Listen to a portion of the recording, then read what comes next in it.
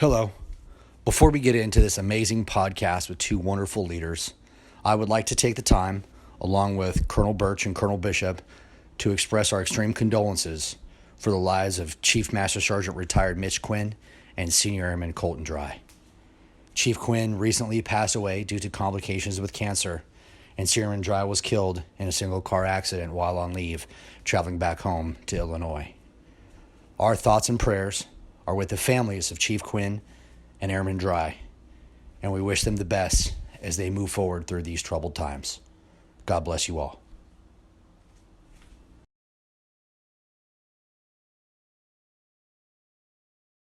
Greetings.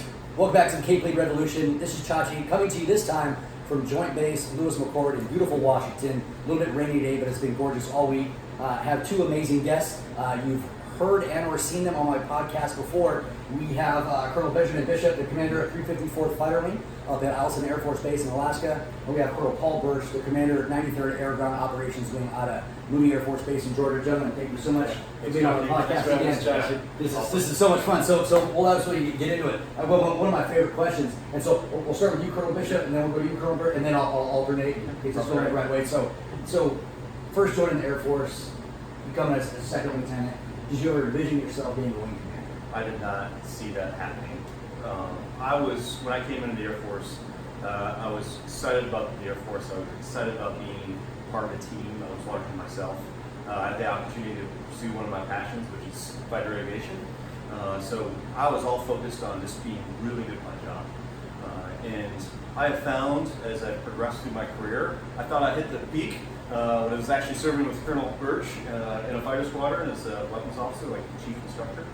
That's where I thought it was my pinnacle. But I found that by just focusing on my job and doing what I'm passionate about, that approach has progressed throughout my career. So, long story short, no, but I'm just thrilled to be able to have the opportunity to continue to serve, because I still feel like I'm doing something I'm very passionate about, and I have the opportunity to be part of a team, something that's larger than myself. Nice. So, same answer, absolutely not. In fact, I remember vividly at the Air Force Academy, a group commander taking us all in a room and having 100 people stand up. And then he walked through how it was statistically impossible, or only one person in 100 would even get a chance to command at the squadron level. And so I think the whole time, and I think this is a common in our community and certainly across the Air Force, is you're conditioned to think, man, if you get the chance to lead at the squadron level, that is above average and that is kind of the pinnacle. And so you kind of focus your effort. Being good at your job certainly gets you there. Then it's kind of in the Air Force and then okay, well, what next? Here in this uncharted territory.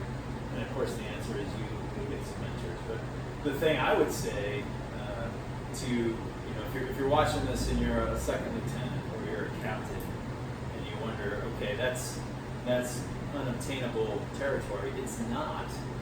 And I think the thing that we both suffer from is the idea that now wing commander, you can't approach a wing commander for direct advice, or they don't have the bandwidth anymore because they're so busy going to meetings that they can't talk to them.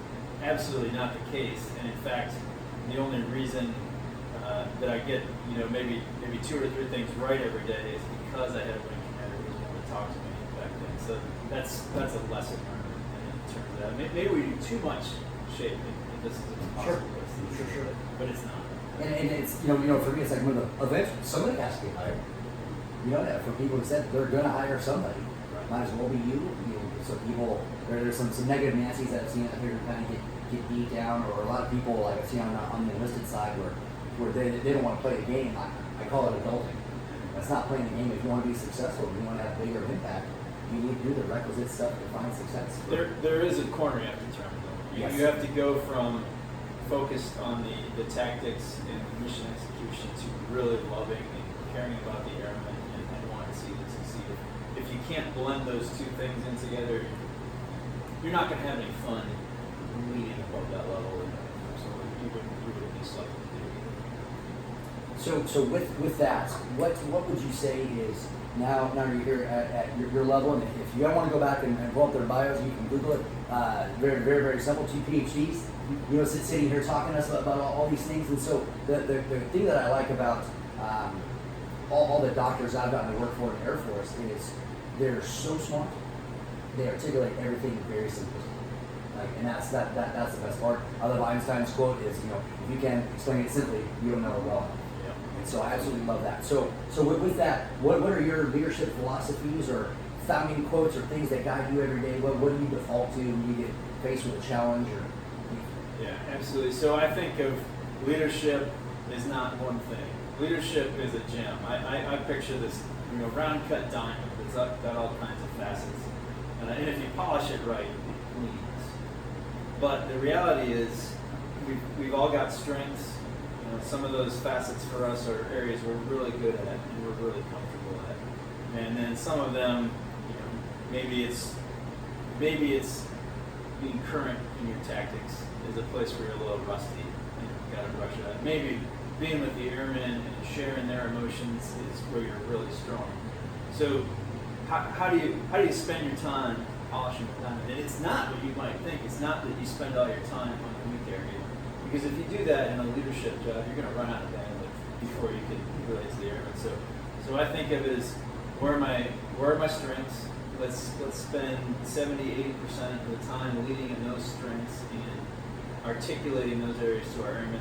And then, but also you don't forget about the weaknesses. And how do you polish those up? And how do you find someone who's probably lower in the organization to whom you can go to in humility and say, help me work on this? Or is it a senior mentor? Or is it someone like you who coaches outside, from outside, and help us with it? So the idea that it's a gem, and you have to polish a lot of different areas, some of which you're comfortable with, and a few of which you're not so comfortable with.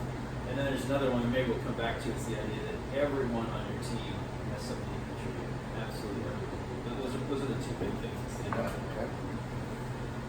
Okay. So one of the frameworks I use in leadership, because leadership is all about engaging with the team that you're on, setting the vision. And I think when you are in that environment, a lot of it is not black and white. A lot of it is going to be gray. So the framework I really use first is just to care. So if you care, everything else, in my opinion, falls into place. If you care about yourself and understanding, taking care of yourself, your own personal resiliency, understanding your strengths and weaknesses, like Birch was talking about, you're going to focus and spend the right time. If you care about your people, you're going to do the right thing, not necessarily always the easy choice, but the right choice for them and their families. If you care about the mission, you're going to spend the appropriate amount of thought and consideration in making sure that's successful. So that's kind of my first foot is caring. To PB's point earlier, realizing that everyone on the team has something to contribute is incredibly important, especially in a position like a wing commander. I got some good advice: is always treat the people you meet like they're the most important person in the force, because at some point they are. And when you're engaging with them, they are. You need to be in that moment. So those are the two things I really look at as far as to give me the kind of the perspective to really have that framework. And then last, especially with a job like this, as a wing commander, I kind of define my job is not to lead the wing, but I lead leaders that lead the wing. And I think, especially as our chief of staff has talked about revitalizing the squadron, really investing in squadron command to take care of people, to get the mission done, by really developing those leaders, and to Birch's point earlier, having the opportunity just to get feedback. We might talk about feedback later in this conversation, but the opportunity to engage with people in the organization or in the Air Force and their families is just incredibly valuable, at least to me personally, to have that alignment and understand how the organization is performing. So I appreciate you say caring and alignment. Goes right into CAPE. That's caring, alignment, perspective, expectations. And I think no matter where we look, it's always there. Just whether we're looking through the right lens. I think, and I've absolutely agree. Just a little twist, like I don't need the wing, I need leader that lead the wing. That little twist means so much to empowerment. And I saw it down at squadron level with Colonel Cardi, when he was there, just like, hey, you are in fact empowered, and it seems like some people wait around like to get knighted with empowerment. Like, no, it's there. And so it was really nice. Obviously, I never worked in your wing, sir, but it was really cool at squadron level. Like, hey, this is what the wing commander's saying. Just go do that. This is fine. You've been empowered. And it was really nice working with him and getting to see how that plays out. But kind of talking about your different wings, as far as what you would look at is in a typical Air Force wing or organization, neither of you lead those. So you have very unique wings inside the United States Air Force. So if you wouldn't mind just sharing with our viewers and listeners a little bit about your respective organizations, and then think kind of for me, like, what does success look like? They're number one, just vastly different from any other wing, typical wing in the Air Force, and different from each other as far as that goes. How does that play out? Yeah, absolutely. So the 354th Fighter Wing is headquarters in Allison Air Force Base in Alaska. And I say our mission is to prepare, project, and pioneer. So we prepare U.S. and partner forces for 21st century combat as we hold red flag exercises. And we also look to project and integrate air power and support worldwide operations. So we have the first Air Support Operations Group that is, not just stationed in Alaska, but all over the Pacific, and obviously down here in Fort Lewis Port. And the wing is really focused on bringing that mission together. And I say pioneers, we look to do in the pioneering spirit, really looking forward. And really, as airmen, that's in our DNA. That's where our service came from, was those forward thinkers and forward movers. So as I look for success, what are the things that I want to see in an organization that is really getting after that mission? And particularly for me, from my position, I'm looking to sponsor ideas that aren't my own. So if every decision I'm making is something I had preconceived, and this is the idea that I'm championing, then that means the wing is relying on what's in my head or what's in my vision or what I think is right. I'm not necessarily harnessing the creative and constructive power of the organization. So it's really exciting when I think something should have gone towards A, and someone comes to me and says, "Hey boss, how about this?" I'm like, "Yes, absolutely. That's what we need to be doing." To me, that's a good sign. The other thing I look for is if I have to go down in the organization and then pull my squadron commanders back a little bit because they are leaning too far forward, that's a good sign. Absolutely. So I want to be, to use a stagecoach mentality, I want to be pulling the horses back just a little bit instead of trying to whip them into action. So I think really when we get after squadron empowerment, when we get after thinking to this battle space of tomorrow and thinking about that environment that we're going to have to operate in, being able to have that innovative spirit and the ability to make decisions at the lower echelon and also make mistakes at the lower echelon, so you build that wisdom. So when you are in a wing command position, you have all that breadth of experience. Because you alluded to our education. Obviously, I'm a big nerd. I love academic education. I love getting my PhD. But I will tell you, I will trade all those diplomas for the 2 years I did as a squadron commander in terms of just wisdom and growth. Because when you have to make decisions and own them, the amount of learning and humility that comes along with that responsibility is just ridiculous. Awesome. That's awesome. Sir. So let me riff first on the first thing you talked about, which is the unique geographic layout, if you will, of the wing. So like Colonel Bishop's wing, we're distributed 38 units in the AGAL, 34 of them are at locations that aren't in the Air Force Base. So it gives us a wide spread. And it's neat. And by the way, I think the only way we're able to lead effectively is because the chief has set those conditions right now I can't imagine trying to lead the 93rd AGAL in a climate where all decisions were pulled back to the mothership, as it were. So I tip my hat to the chief. I think that's one of his most powerful, certainly one of his most effective, and probably one of his most morale-enhancing initiatives in his very first 10 years. So I love it. So, in dealing with that structure that we have, I think of it in terms of how do I get a win at the tactical, operational, and strategic level. And tactically for me, it's making that neighborhood of the wing, which if you lay it out, stretches from Fort Huachuca out here on the west to Fort Bragg and Fort Drum, Fort Riley up here. How do I make that look like that small air base that a lot of us grew up on? Where it seemed like a long way to wing headquarters, but it was really only half a mile.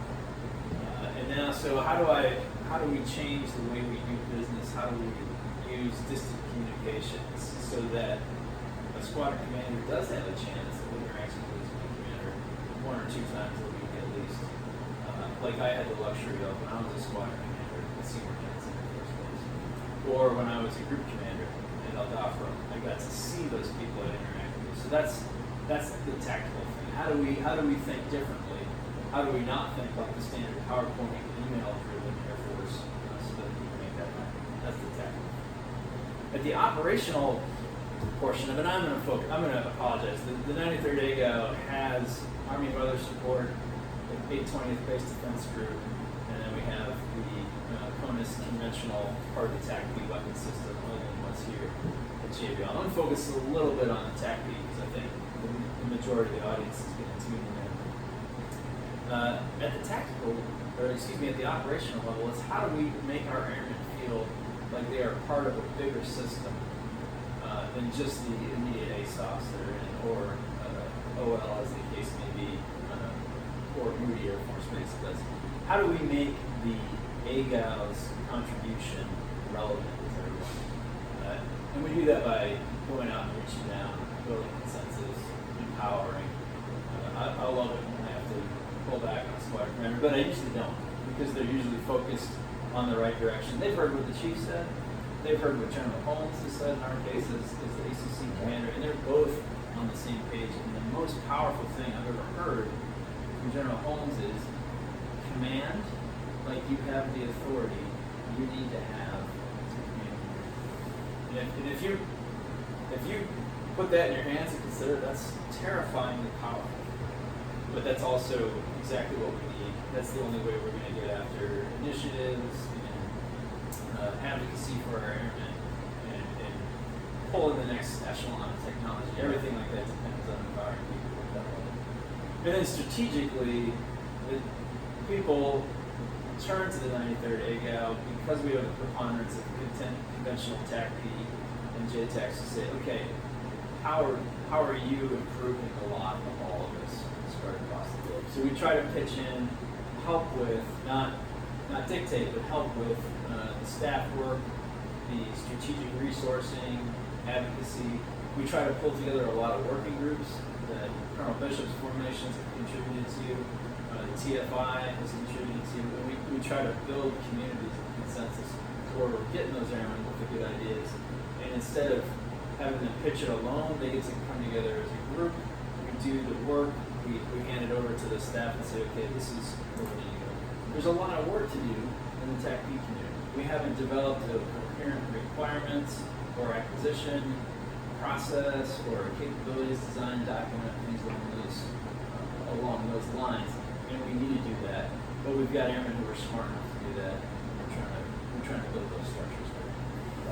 And as you improve some of these answers, in the last few questions, there's kind of an underlying thing of where we've come in the past few years, and you alluded to it as far as General Goldfein's guidance right now for what he's doing and some of the different changes, and some of the different things that I've heard. It's for a lot of us, a lot of my bosses, officer and enlisted, I think we grew up in a risk-averse culture.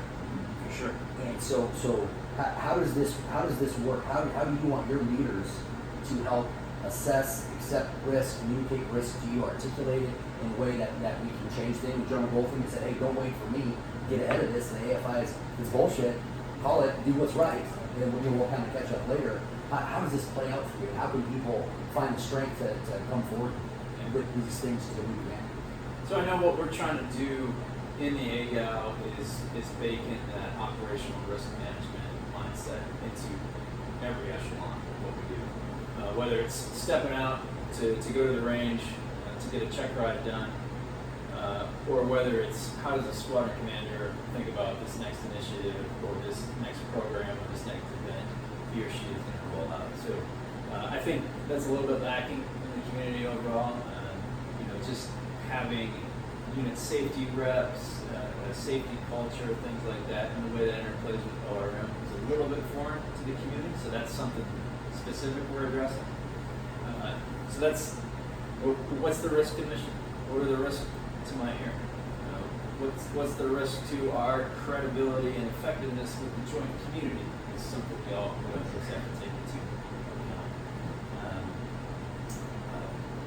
Then the other thing, what Jeff Bezos said at the last AFA is really resonated with me and something I used to coach new and old leaders alike. Is it a one-way risk that you're taking? Is it irreversible? If it doesn't work, can we not go back to the way things were without hurting someone or irreparably damaging the culture or some other horrible effect? If so, let's talk about it. Let's really ORM that one in detail and figure out what our mitigation for each one of those big risks. If it's easily reversible, if it's a squadron mission that you can turn it on this week, turn it off next week, go forth and do it. And a lot of these high payoff ideas are like that, where you give it a try. The worst thing you do is, you might have a broken piece of equipment, but there's no risk to the mission, there's no risk to your character, your credibility, there's no risk to that. So go ahead and trust for that. And that, I think those are some of the ideas I have in mind. And that's, if you want to make a difference, you have to do things different. Yeah, I think that goes quite along. That's right. And also, it's always better to attack with a positive, okay, we don't like the conditions we're in, how are we going to move it along? Like a challenge this week is an example of that. How do we get airmen to feel like they're part of something big and attracted to the challenge? Or we can sit around and complain that we don't have that, or we can build a competition that reinforces that. And that's what the first day side is on. Well, that's leadership, and I think it's phenomenal. We're all in it. Absolutely. Yeah, to kind of go off on a riff on that, I think as you're looking at trying to advance innovations, one, just take ownership, right? Just take ownership and take responsibility. One of the great things about being in the Air Force and staying in the Air Force is you have a vote of the Air Force you want to be in. So the future is what we make of it. And I would say, especially in the tactical community where we are now. And I think today, Lightning Challenge is a fantastic opportunity to come together.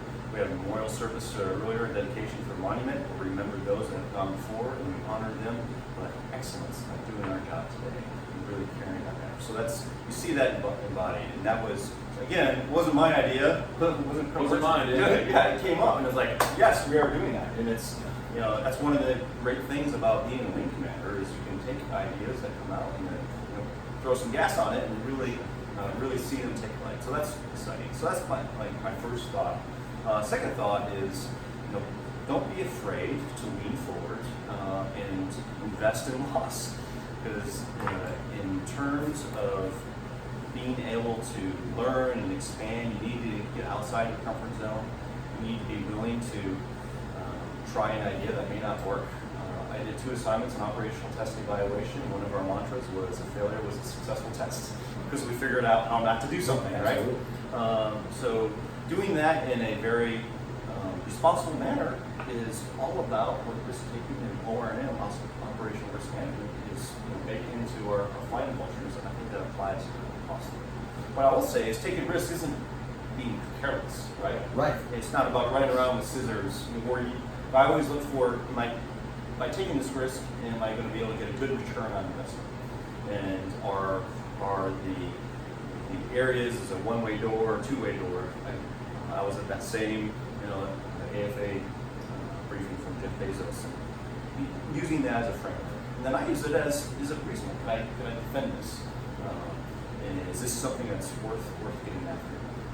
And taking that, especially for a commander, making sure if you have a responsibility to get a mission done, operating with that level of authority is another framework to use. And then again, if you really care about what's going on, care about your people, your mission, again, everything else will fall into place. So quick little subset question is like the biggest failure that I've seen at squadron level is the lack of ability to articulate a risk. That's a real thing. But yeah, I totally, I'm going to take the risk for doing that. Then you can say, hey, show me how you assess this risk. And so I don't know if you would agree. I would think that's probably one of the big hiccups that some of our younger leaders have is not like, oh yeah, I'm not going to accept that risk. Based off of what? How did you come to that conclusion? How did you really drive through all the different codes?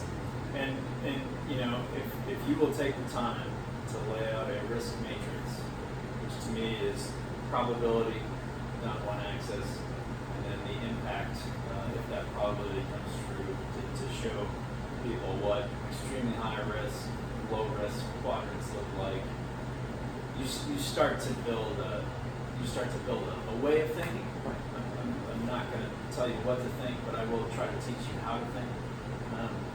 Now let's be honest. The demographic we have in our formations is a very young demographic who, to their credit and to our great benefit, believe they are invincible and have not had some of the tragic experiences or seen some of the experiences that have impacted others.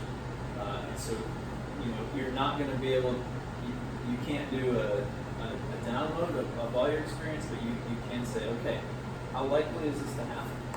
How catastrophic is it going to be? And I think as you try to break it down into elements and then challenge your young airmen to come up with those thought processes themselves, you can sort of coach that kind of thing behavior. Instead of just, you know, we've all been handed a 5-page ORM worksheet to fill out, and it's only as good as the coaching effort you put into getting people to buy into it. So with that, we'll take a quick break. We'll be back with a few more questions. Thanks for tuning in. We'll be back. Quick break here on the Cape Lead Revolution.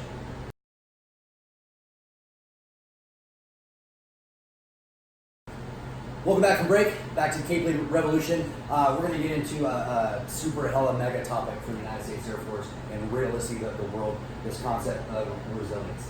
In recent news, the United States Air Force has come down and mandated a stand-down day to talk about this with this huge skyrocketing number of suicides inside the United States Air Force. So as far as what we do to combat suicides, to boost resiliency, everything that we need to do that commonly referred to, I think we both spoke both spoke about this topic in our separate one-on-one sessions, just the concept of the oxygen mask.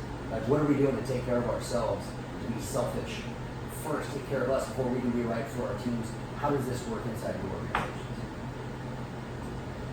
Well, so as you have when you get to these number of years of service, I've been to lots of resiliency training and lots of anti-suicide education and how to coach people through those things. And the model that works for me that I keep coming back to is that simplistic but tried and true 4-pillar model the Air Force has before. So professionally, academically or intellectually, physically or health-wise, and spiritually or whatever you look to as a higher power, do I have some structure in place there? And am I building those up? Am I tearing those down? And then does that rest on a foundation of people, organizations, but mostly people that I can go to and keep me up in any tragic loss of an airman due to suicide? I can always, anytime when I've been involved personally in a situation, I can go back and I can find where those pillars are crumbling or non-existent, and there was one last final fatal blow to the one pillar or part of the foundation that was holding him or her up, and things collapsed. So, you know, I like what Colonel Bishop talked about, deep care. Every airman, Chief talks about every airman has a story. We care enough to figure out what that airman's story is, what each of those elements he or she has holding up or not. And we care enough to challenge them or dive in yourself where you can build those up. That's what resiliency has always been about to me, is the 93rd egg out, takes its tactical pause to discuss suicide. That's what we're going to go back to. And I think we're going to steal the idea of caring, because I think it's a way to do this. So So I'm a huge fan of the 4 pillars as a framework to kind of build that resiliency. So I'm kind of going to riff on that. I think it's important to really internalize that personally. So suicides right now is the highest killer of fear. So if you unpack that a little bit, I'm an airman. So the biggest threat to me right now is me. And I have to realize that I am human, and I could fall into that trap. Like I could become depressed to the point where I can take my own life. I need to recognize that that is a problem. That is a likelihood of happening if I don't address it, right? So I think a lot of people think, oh, I'll never get a DUI. It'll never happen to me. So they never put a plan in place to make sure they don't get one.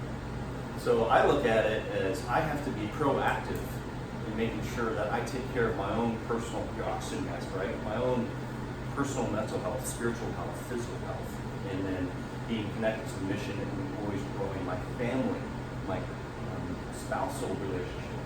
I always say, you know, one of the best leadership training opportunities I had was to go to marriage counseling. Because Aaron and I, we realized we weren't about ready to get a divorce or anything, but we realized, you know, we can be better, we can be stronger. Why wouldn't we go get help? And as you look at culture, we talked about culture of innovation, but really I look at it as a culture of resiliency. Asking for help and reaching out isn't a sign of weakness, it's the exact opposite. It's a sign of strength, and we need that resiliency because I link that to readiness. So as we look at it in the 354th Fighter Wing, we have geographically separated units, but we also have a good portion of our population that lives in an Arctic remote environment, where this time of year it never gets dark, and then in December you only have a few hours of daylight. And seasonal affective disorder is a real thing, right? So taking those 4 pillars and using that as an opportunity to remind people that, hey, we're all human, we need to connect with each other, and then building those connections in order to ensure that when you do feel down, because we're all human, right? We all get there. That you don't fall into the pit of despair like there's nothing to happen, but you can actually engage, and we have those personal connections and that sense of community that helps us get through. So I will say that is one of the wonderful things about having the privilege of serving this country and wearing this uniform is being part of that community, being part of that team. You don't find that in other places in society. I completely agree with that, and that is why we've gone to Dr. McCauley and the folks with whom she works to, just to hone our ability to recognize, how do you recognize that the mechanisms are slightly different for other people, but how do you coach yourself first, to recognize it yourself, build a foundation, and then you can take your care. But if you don't start by recognizing who you are first, you can't get it. And again, this is all about leadership, right? And leading at that level. So when other people see you taking care of yourself, regardless of your rank, that's going to be a inspiring, habit of behavior that can spread and really get that culture to reinforce this belief. And for me, it's like at the bare minimum, if I see you taking the time out of your day to get a workout in, you go spend time with your family, you go coach games, that makes it okay for me. So it's just, for me, it's not only is it inspiring, but at face value, it's just okay. To be a human being, to be a dad. Have we torn down the barriers to being a human being? Absolutely. So kind of with that, we talk about so how can I communicate with you? We talk about the different things, or people being innovative to pass ideas up, but feedback ends up being one of those tricky things. To where let's say with somebody with appropriate levels of respectful dissent, how do they communicate with you? How do you open avenues? How do you create a culture for feedback and openness for people to disagree with you or bring you ideas and let it be productive, not confrontational? So feedback is huge. One of my fears, if you will, in a job like a lead leader is to become isolated. Become isolated from the organization when it's actually happening. And that's just a natural tendency as you progress in rank. So being able to engage in feedback and solicit feedback is a big part of my command philosophy. I have a wonderful command chief, Chief Josh Hurt, and he's huge on feedback and being able to solicit it. So that's one of the techniques I do is, for example, I'll have a meeting, and then I ask everyone to email feedback to my exec. I don't know where the feedback comes from. I get it, and then I retransmit it out to everyone else as a means of trying to have that open dialogue and that feedback. And what's great about that list is when I have that wing stand-up or wing staff meeting, I know that feedback is from either one of my group commanders, or it's from somebody on my wing staff, or it's from the squadron commander. So there's a certain degree of credibility. It's not just like posting something out in the World Wide Web and hanging it out there, right? I know it's credible information. And then I also like to encourage discussion and conversation. And like I said earlier, I really like it when the decision I make wasn't the decision I thought I was going to make, because that means a conversation has happened, and I have gotten new information that was convincing. So that's one of the things I really like to see. As far as giving feedback up the chain, I think our organization in the Air Force is really realizing the importance of communication and having this shared mental model throughout the chain of command. And I think it's we value the opinions of our subordinate commanders in the Air Force, and I have never felt like I was censored, or I never felt in my leadership position where I couldn't give my boss my opinion. Sure. And frankly, a lot of times my boss disagreed with me and went another direction, which was fine, but I was okay with that. And it's funny because I look in retrospect, a lot of times, most of the time, my boss was actually right. It's almost like they, both were Perhaps experienced. they did different perspectives. Yeah, different perspective. And like for me, like I never needed someone to agree with me as long as I knew they heard me. Yes. So I think at that point, if you felt heard, that's really all anybody needs from my experience. So I agree, that's huge. So it's fun having those discussions and having those engagements. I talk to my peers a lot. Colonel Birch, for example. I seek his feedback and his thoughts. It gives us a different perspective and a different view. A wise man once said, early in my career, I was really big about being decisive, making decisions, making sure everyone knew I was right. And then you realize it's more important to make the right decision instead of being right. So, and that's really, especially as you progress in your leadership journey, being able to have that humility to understand and listen, and be able to hear those dissenting opinions and also solicit that feedback in order to make sure you're making the organization that's right, or making the decision that's right for the organization. Then a lot of it, so inside your organization, this is something that you have to, or trying to shape and let people know that it's free to have a conversation. Reach out and try, do something. I'm one of those, you miss 100% of the shots you don't take. You don't say a lot of people just, they think you're unreachable as a wing commander, but they just reached out and tried. It's amazing what they're going to find out. I like your perspective and expectations terms for this, for talking about feedback. The perspective your airmen have over the aggregate is that you're unapproachable, or it's not, maybe not that you're a bad human being who won't hear their ideas, but they attribute all these meetings and all these important VTCs you're on all day long from sun up to sundown. You couldn't possibly listen to Aaron Smith's idea. So the first thing is to recognize that perspective, and then you need to have the expectation that you're not going to go out and get that feedback or these good ideas unless you put structures and mechanisms in place. Bishop talked about a few great ones. The best thing I learned in downrange command was watching a very senior commander take the time to answer and let everyone else see that he was answering the inputs of his subordinate commander. So General Irigian taught me that if you solicit a monthly activity report or a weekly report, but you'll take the time to read it and answer back, wow, that'll go a long way to opening those channels. Now, at the same time, you have to realize that we are mere mortals and weaker than many, and our bandwidth is limited. So some of that perspective is accurate. But I really like how do you anonymize who do you have as trusted agents that know what's going on in the TACP network and will tell you what people really think or what they really fear? Addressing the imputed fears and the rumors is every bit as important as making sure people can be heard with their good ideas. I find that to be particularly true in the mission sets that are represented at 93 API.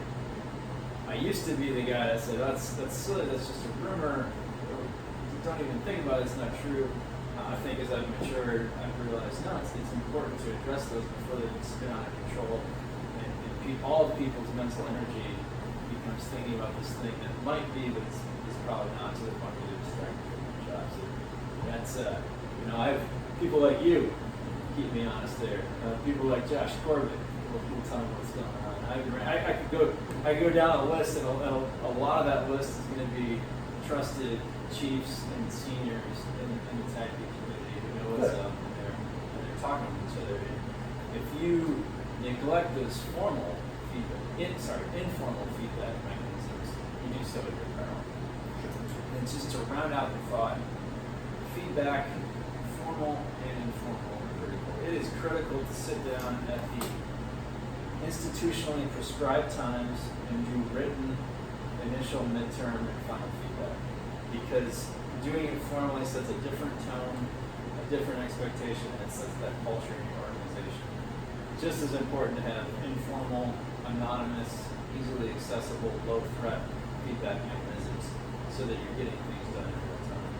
Because if you wait till the feedback session to tell someone how they're doing, it's too late most of the time. So with that, as our time is drawing to a close, so it's kind of hopefully good examples, good things for everybody else. Favorite leadership mediums, like where do you go to learn, what are your favorite books, podcasts, speakers, TED Talks, anything and everything, where you go to grow and develop yourself so you can be better. So I think the biggest life hack in the 21st century is Blinkist. And Blinkist, if you're not familiar or haven't subscribed yet, is a way to, in 10 or 15 minutes, digest the latest nonfiction. And that's generally going to be what are the business books saying, what are the leadership, what are the new health and nutrition ideas that are out there. So just to throw out something that's baseline and practical, check out Blinkist if you haven't. I'll go back to it's a gem. Leadership is a gem with lots of facets.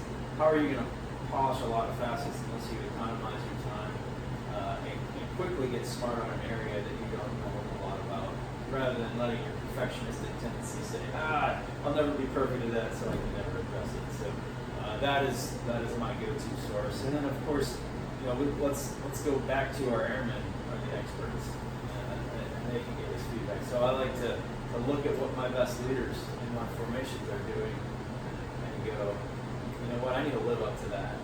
And I think that's what really gets me raring to go out of bed in the morning, if you will, as a lead commander, is recognizing people behind me that are pushing up or even stronger than I was. And that's something I want to do. So there's two sources for you. That's awesome. So one of the things I do is audiobooks, because I drive back and forth to Fairbanks quite a bit. I like to stack events in my life. So if I can get a transportation square, go from point A to point B, and get a education square or kind of intellectual development square. Likewise, when I run, I like to use a jogging stroller because I can put my kids in there and then go around base and maybe even do a work square along with that. So it's just making efficiency because we are mere mortals. And really, as you look at leadership, it's spending your time, how you spend your time is one of your most precious resources. Another thing I like to do is, to riff off of Colonel Birch's point, is talking to airmen. So I love doing airman leadership school, just going and talking to them, doing the flight commander's course. We did a senior NCO PES just last week, and just spending an hour and a half, listening to leaders that are learning. It's funny, I usually get more out of those experiences than I feel like I'm giving in most cases. And it really, I see it as an opportunity to kind of stack events as well, because I'm learning things. Hopefully I'm teaching or mentoring, something I really like doing, so I get some personal return on that. But I'm also learning in those environments as well. So I will say, again, that's one of the neat things about having the opportunity to be in Force, stay in the Air Force, serve with fantastic airmen that are really looking to do something more themselves. So it's a lot of fun. With that, if you're paying attention, just get out and talk to people. You get out, you can't get the conversation right if you're not having the conversation.